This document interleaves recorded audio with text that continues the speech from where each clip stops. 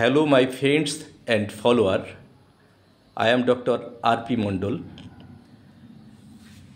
আজ সবচাইতে বেশি ভোগাচ্ছে মানুষকে ব্যথা, বিভিন্ন ধরনের ব্যথা, শারীরিক মানসিক। এই যে ব্যথা, এই ব্যথার ফলস্বরূপ যে বিভিন্নভাবে মানুষকে শেষ করছে এই ব্যথা দিয়েই।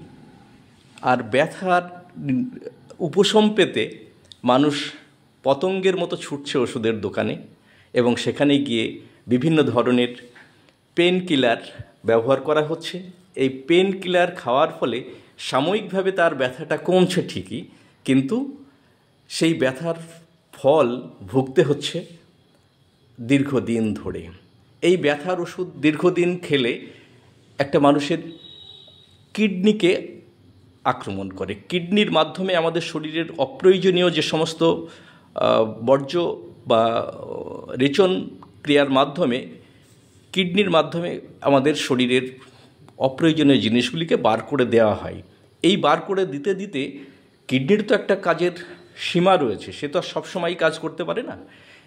তার কাজের বয়স বাড়ার সঙ্গে সঙ্গে কাজের ক্ষমতাটা কমতে থাকে। সাধারণত কিডনির যে বিভিন্ন ধরনের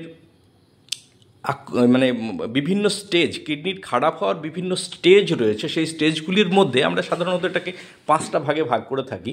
একটা কিডনি একদিনে খারাপ হয় না, কিডনি একটা সাইলেন্ট কিলার। কারণ এই ব্যথার লক্ষ্য হচ্ছে কিডনিটাকে নষ্ট করা। ব্যথার ওষুধের লক্ষ্য হচ্ছে কিডনিটাকে নষ্ট করে তাকে মানুষটাকে মেরে দেওয়া। কিভাবে বুঝবে? কিডনি কোনো সিমটম দেয় না। যখন মানুষের কিডনিটা খারাপ হয়ে যায় মোর দ্যান 70%, তখন তার সিমটমগুলি কিছু কিছু দেখা দেয়। যেমন দেখা যাচ্ছে চোখের নিচটা ফুলে গেল, হাতের তলা পা ফুলে যাচ্ছে,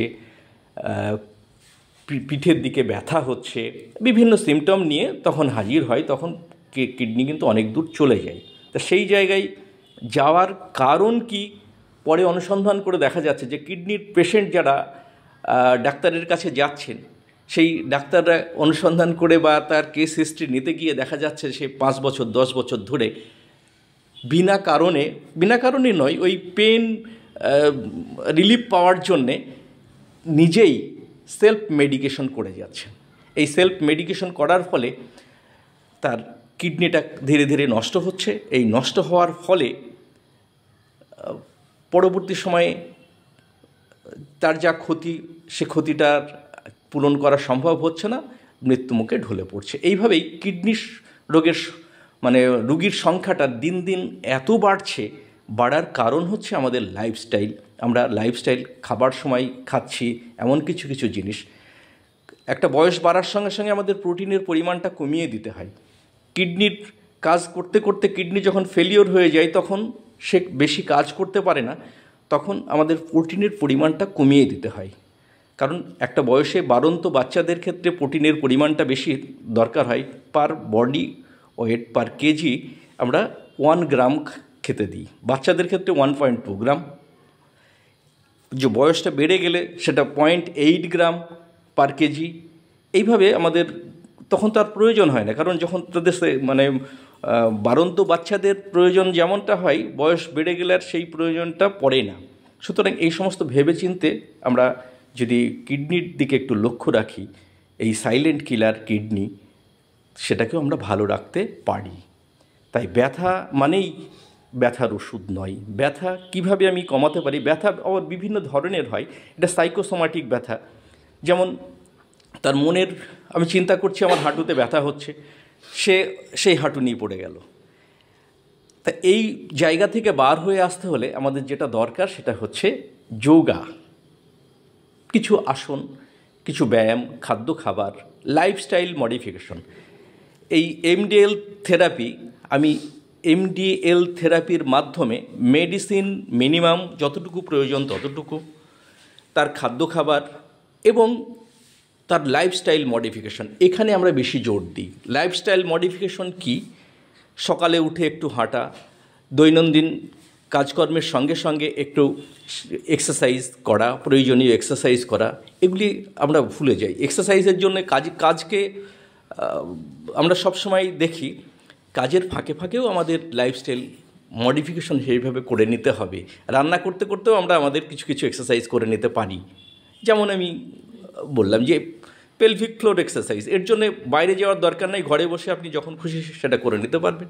এতে করে আমাদের স্পেন্টার মাসেলগুলি শক্ত হবে এবং তার ফলস্বরূপ আমরা ব্যথা বা অন্যান্য অসুখ থেকে দূরে থাকবো। আমার এই সামনে এই ভদ্রমহিলা এসেছেন, উনি ব্যথার চিকিৎসা করার জন্যে। সঙ্গে সঙ্গে কেস টেকিং করতে গিয়ে আমরা আরও কিছু কিছু জিনিস পেলাম, যে জিনিসগুলি দেখে আমরা একটা ওষুধ সিলেকশনের দিকে যাচ্ছি। ইনি হট পেশেন্ট, একটু গরম কাতর, খিদে স্বাভাবিক, জল পিপাসা নেই বললেই চলে।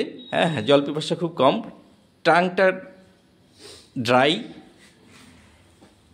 এবং খাদ্য খাবারের মধ্যে মিষ্টিটা পছন্দ করেন এবং কাঁচা লঙ্কাও খেতে পছন্দ করেন। ফ্যাটি ফুড পছন্দ হয় কিন্তু খেয়ে সহ্য করতে পারেন না।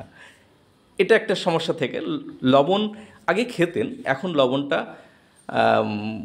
ওই যে লবণের ক্ষতিকারক দিকটাকে ভেবে উনি এখন লবণটাকে বাদ দিচ্ছেন, মানে খুব পরিমাণ মতো খাচ্ছেন। আমরা লবণ সাধারণত 3 থেকে 5 গ্রাম লবণ খেতে পারি দৈনন্দিন। ভয়ের মধ্যে একটু বলছে রাত্রিতে অন্ধকারে ভূতের ভয়টা একটু লাগে, তাছাড়া তেমন কিছু। সিম্প্যাথেটিক, অন্যের দুঃখ কষ্টে একটু মন কেঁদে ওঠে এবং অ্যাংজাইটি ছেলে মেয়ে বা সংসার নিয়ে একটু চিন্তাভাবনা করেন, গ্যাসের সমস্যায় একটু ভোগেন। এই সমস্ত সিমটমের উপরে আমি যে ওষুধ সিলেকশন করলাম সেটা হচ্ছে পালসেটিলা 200 এবং পিটিআরএস 1000 নাকে দেয়া হলো। 1 মাসের জন্য আমি ওষুধ দিলাম। আমি নেক্সট ভিডিওতে এনার ফিডব্যাকটা জানাবো, যে কারণে এসেছিলেন, কতটা ভালো হচ্ছে, ভালো থাকছেন, সেটা আপনাদের কাছে জানাবো। আরও এই ধরনের ভিডিও পেতে আমার চ্যানেলটাকে সাবস্ক্রাইব করবেন এবং একটা লাইক দেবেন, তাহলে আমি এই ধরনের ভিডিও আপনাদেরকে উপহার দিতে পারবো। ধন্যবাদ।